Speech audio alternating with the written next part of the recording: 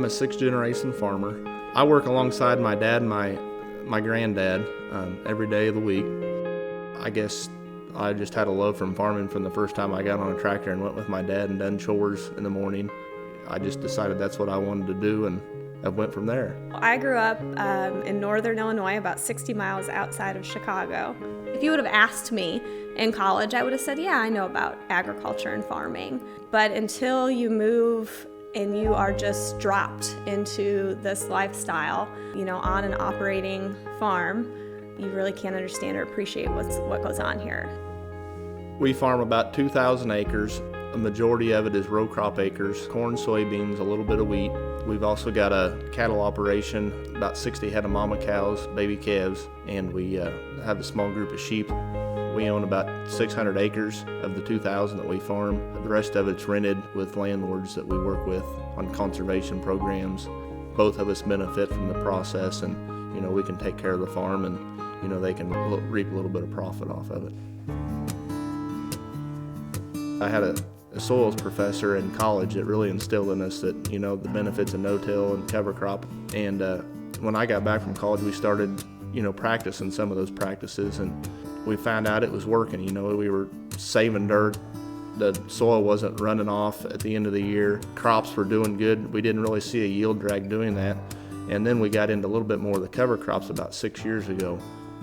It's just a whole different environment, and it's just really neat to watch it grow and change. With cover crops, what we're doing is almost building a new soil mat that's going to break down and become our new soil. What we try to do is get like a good cover crop like cereal rye or triticale that'll make a big thick mat. It'll start breaking down, and it may take it 2 years to break down, but as it breaks down, you can tell that soil will start loosening up. It'll become more absorbent. You got more organic matter in that top layer, and essentially we're just trying to rebuild that soil from the top up. After that first year, you start seeing your earthworms, you start seeing where your microbes are eating that plant material and chewing it up. And it's amazing how fast it disappears after that first couple of years. You've got that new environment, you've got them fed, you've got them established, so you got to continue to feed them. So we continue to plant, new cover crops and keep something growing on those fields year round. We cover as much ground at this point as we can.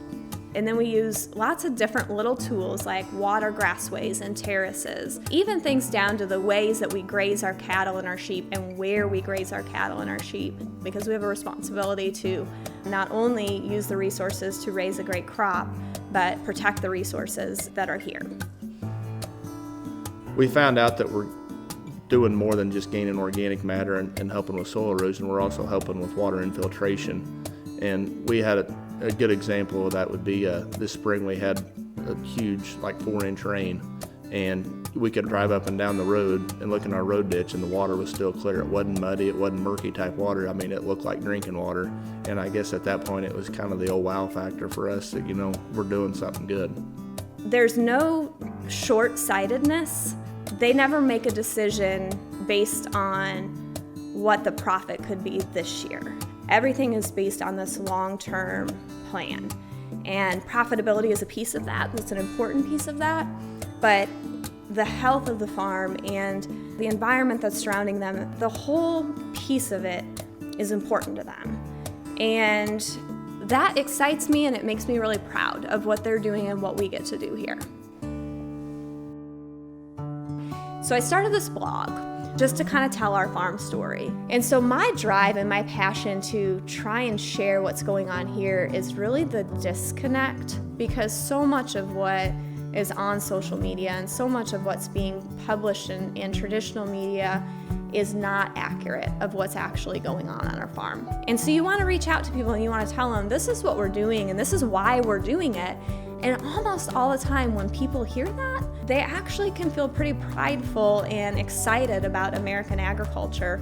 So that's exciting when we can kind of see that light bulb go off for other people. We've got a lot of farmers that have wanted to start using cover crops that come to us to ask questions because they know we know a little bit about it. We know what works in this area. And it's kind of fun to hear the gossip in town about, what's the Lamberts doing up there on that road, or, what's growing in that field, or do they have any idea what they're doing? But it gives us a good talking point. We want this farm to be here, and not just be here, but to be here in better condition should our boys choose to come back. One of the things I'm most passionate about is just being able to leave something in better shape than what it got left to me. I always feel like you should be able to improve something and hand it down to the next generation, just like my father's done for me and his father's done for him. Enjoy what you do and be devoted to it, but don't be afraid to try new things. You need to be open to new ideas, but at the same time, there's a reason other things have worked in the past, and so don't be afraid to use the old things too.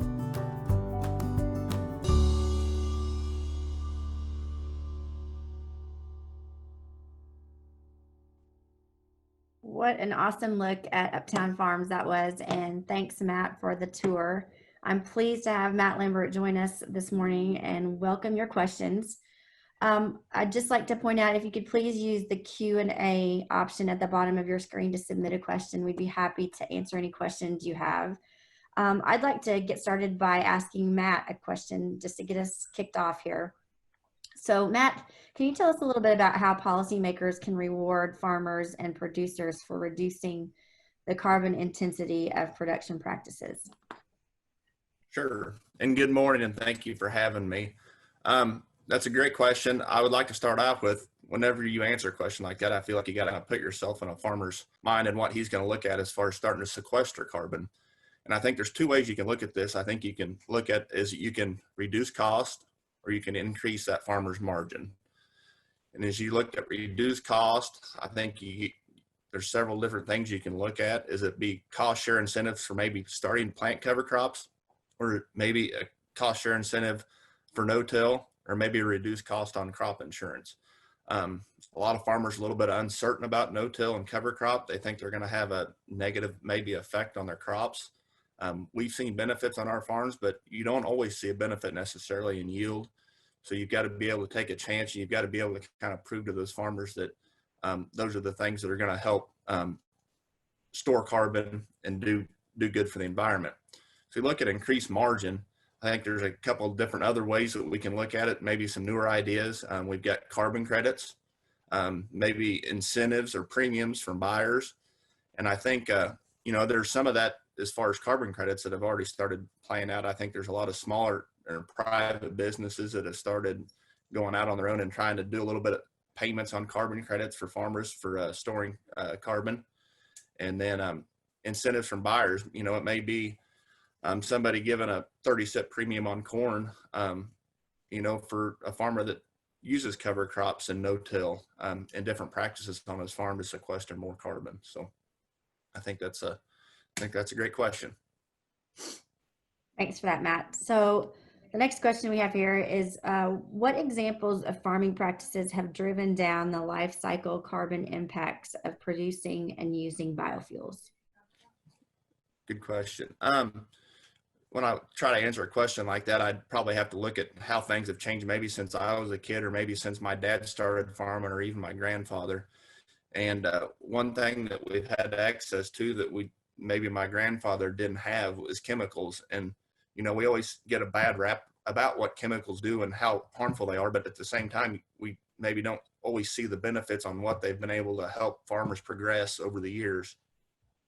I remember as a kid, I remember watching my dad. He may work a piece of ground 2 or 3 times just to get the weeds killed and get the soil in condition to where we can plant a crop and, reap the benefits of that crop. And as we've gotten more traits in our crops to where we can use different chemicals and different tools in our toolbox, we've been able to reduce the times we travel over a field, and we've even eliminated the use of tillage. So instead of making 3 to 4, 5 passes with chemical and tillage, we're making 2 passes chemical at most right now. So we've reduced trips across the field, and we're not disturbing the soil. So we're improving soil structure, soil erosion. We're keeping the nutrients in the field, and we're letting that carbon break down naturally. We're not breaking it up for it. So we're able to store more carbon. As I've come back, it seems like we've added the cover crops, and the chemicals kind of play into that. We're able to terminate those cover crops versus when my grandpa grew up farming, they planted cover crops, but they had to work them into the soil. Now we're able to use chemicals to kill those cover crops, but at the same time, we're finding out that on our farm, we're actually seeing reduced chemical use because we've got more control of weeds with the cover crops. We're seeing more benefits to the soil where we can grow the crop that we're wanting to, such as corn or soybeans. And so we're seeing, and also seeing increased organic matter, which is helping with our fertility in our soil. So there's a lot of benefits and a lot of different practices that can go into that. Thanks for that, Matt. So don't see any other questions. I just have one more question for you. There's a lot of talk about climate change and, you know, what's happening in the world today, the fires out west, the hurricanes and things like that. Just, you know, you live it every day. The weather impacts what you do, your livelihood. What would you say to these congressional staff about, you know, just the thoughts on climate change, on weather patterns? I think, you know, your video says it all, and what you're trying to do to leave a better place for your kids. So just some final thoughts on, you know, the world today and kind of what's going on with the discussion around climate change. Yeah, I sure agree with you on that. I mean, our weather and our weather conditions and our environment that we're growing up in now is different than what it was 20, 30 years ago when I was born. And, you know, I tell people this a lot. You know, people think that farmers are bad people. Maybe they're trying out here to hurt the environment.